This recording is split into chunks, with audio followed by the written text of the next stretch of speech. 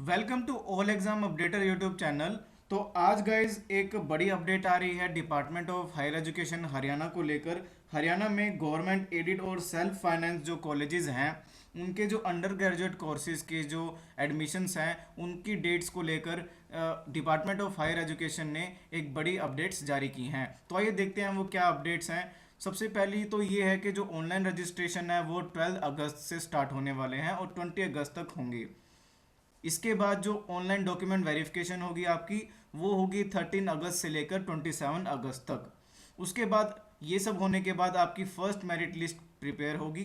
ठीक है, तो आपकी जो फर्स्ट मेरिट लिस्ट आउट होगी उसकी डेट रहेगी 25 अगस्त को।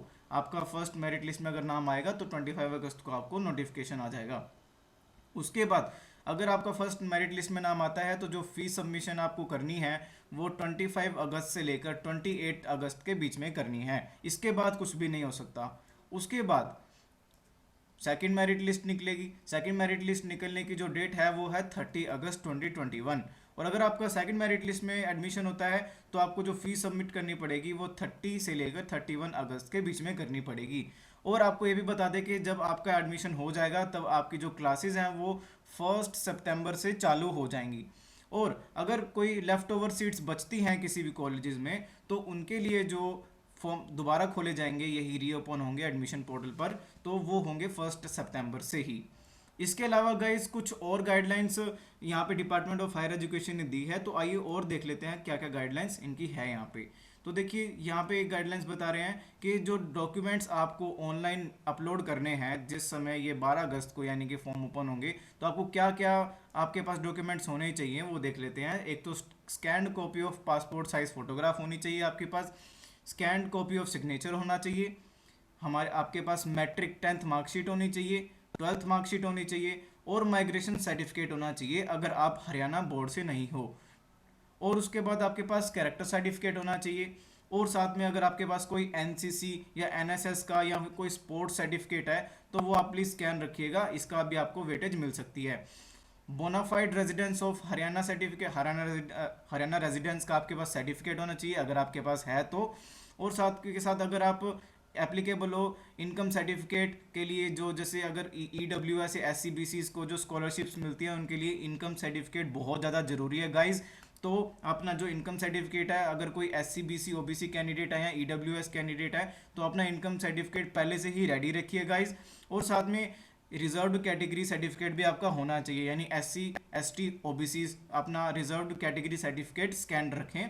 और साथ में अगर आपके कोई कोई गैप ईयर है तो उसका एफिडेविट भी लगेगा अगर एप्लीकेबल है तो। ये इफ़ एप्लीकेबल मतलब अगर आप एप्लीकेबल हैं तो इस्तेमाल होगा, वरना ये इतना इंपॉर्टेंट नहीं है। जिनके लिए है उनके लिए ही इंपॉर्टेंट है ये।